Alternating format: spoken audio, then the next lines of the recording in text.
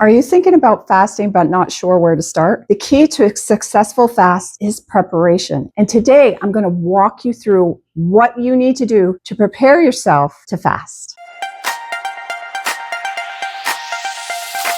Okay, so if you're new here, my name is Joy.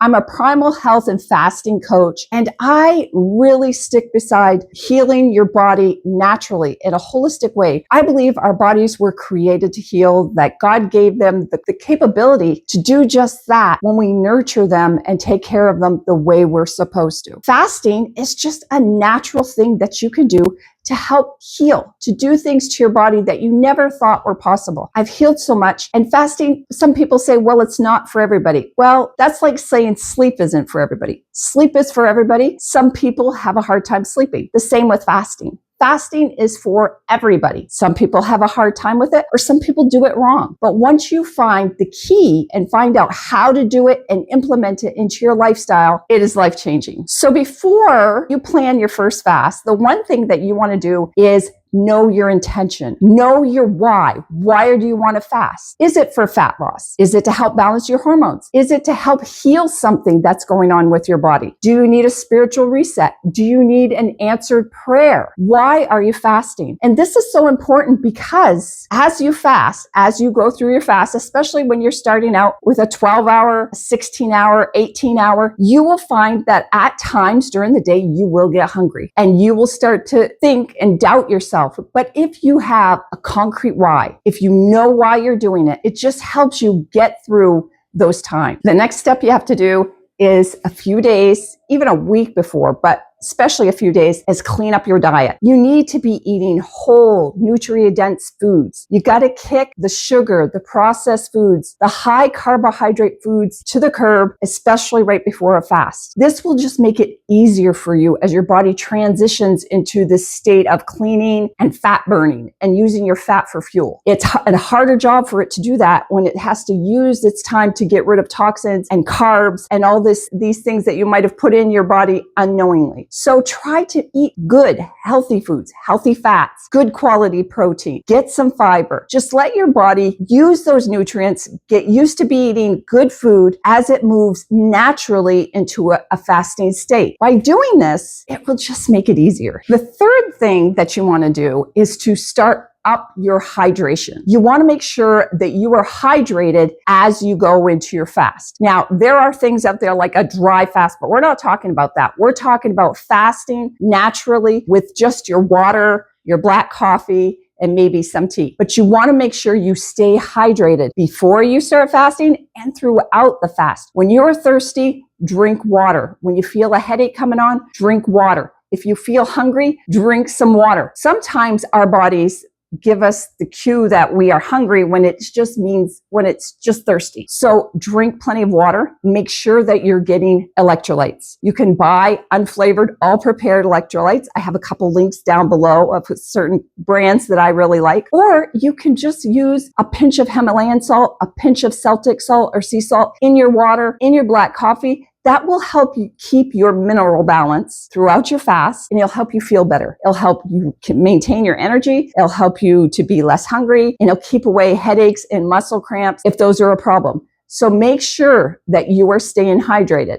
Hydrated means, yes, drinking water, but you need your minerals to make sure that water is getting to where it's supposed to be and so that you feel your best. Fasting is as much mental as it is physical. You will feel hungry, but most of the time, that is just a mental game, a mindset. We feel hungry when it's about time to eat. It's about that time for lunch. It's about that time for dinner. It's about that time that you usually have your snack. And that can become a struggle. Be prepared that you will have this mental hunger at times of meals when somebody else might be in front of you eating. Make sure that you're drinking your water, keeping hydrated. That will help. But also to know these times will come and have a plan of what you're going to do. Are you going to go take a walk? Get outside. When you get outside, that brings down your cortisol, regulates your blood sugar, and you feel better and that hunger goes away. Like I said, it's mostly just mental. We can go longer than we think without food. Our bodies are quite capable of getting the fat, getting the nutrients it needs from the stores that everybody has on their body. So don't worry. Know that you are fine. You are hydrated,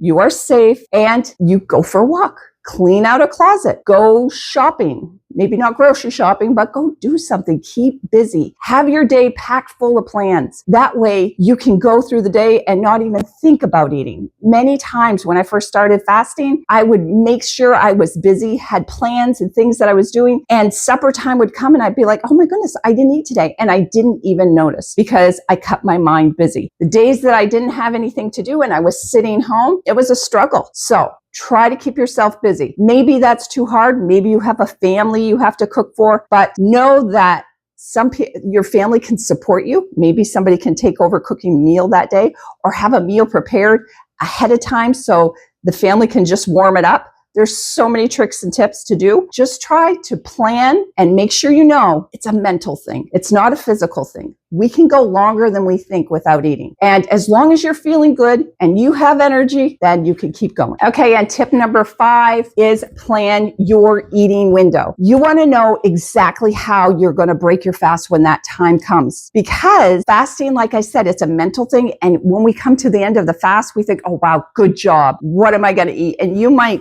go through the cupboards and dig out and find anything you can to satisfy you. Even a shorter fast, like 12, 14, 16, 18 hours, especially when you're starting out, you want to take it slow. So how are you going to break your fast? One of the best things, the safest ways to break your fast is with a bone broth. That just gets your digestion starting up again. The shorter fast, maybe not, you might not need that so much, but just start slow. Start with a fat, like an avocado. Move on to some protein, like an egg, but make sure you do it slowly, half-hour increments. At the beginning, when I first started fasting, this is the way I follow to do it. Now, it doesn't bother me so much. The only time I really am really slow about breaking my fast is when it's a 3-day fast or a 48-hour fast. But the shorter fast, think about how you are going to break your fast. You want to make sure you're breaking it with high fat and some protein, maybe some fermented foods. I like kimchi, but avocado with some hemp seed on it and some eggs, or kimchi, like I said, fermented food. These are things that will feed your gut and help you to feel better and your metabolism and everything to work the way it should. You don't want to put in things like sugar and junk and processed foods, because besides upsetting your stomach and maybe making you run to the bathroom, you're just defeating what you just did. You are doing something great for your body. Fasting does so much, cleaning out, helping us to heal, helping us have better focus and energy. The last thing you want to do is crash because you chose something not so good to break your fast with. So plan it out. What are you going to break your fast with? Have it ready. Have it bought, have it so when you are ready to break your fast, you can confidently do it the way you should. Okay, and step 6 is prioritize your sleep. If you are lacking sleep, if you didn't get enough sleep the night before or the last couple of days, it will make fasting harder. Stress will make it harder on you. It will raise your cortisol. It'll make you hungry. You have to have a way to be less stressed. And one of the best ways is to make sure that you get a good night's sleep. Then as you're fasting or preparing for your fast, you want to make sure you get moving, get some walks in, take some time to sit in quiet, get out in nature, pray, ask God for the grace to help you through this fast. He knows you're doing it and he knows how good it is for you spiritually and physically and mentally. And if you ask him for the grace to help you get through this fast, he certainly will give it to you. You'll have a more successful fast and you'll be able to do the next one easier because you've completed it without the stress of worrying about it. Now, I have said it before, fasting is powerful, but preparation is the key. You have to prepare yourself to start fasting. I think everybody should fast because it is that healing, that life-changing. It's the quickest way to lose fat, have energy, and turn your health around, I believe. So if you are thinking about adding fasting into your lifestyle, I'm not saying everybody has to fast. I think everybody should try it. But if you are thinking about adding it in, then make sure that you prepare well. I hope that these steps will help you in the future. If you found this video helpful, then please leave a comment below. Let me know what you think, what you liked about this video. Make sure that you do give this video a thumbs up. Give it a thumbs up, share it out, and make sure you subscribe because more videos about midlife health, fasting, inspiration, and living your life to the fullest in midlife will be coming. And I'll see you in the next video.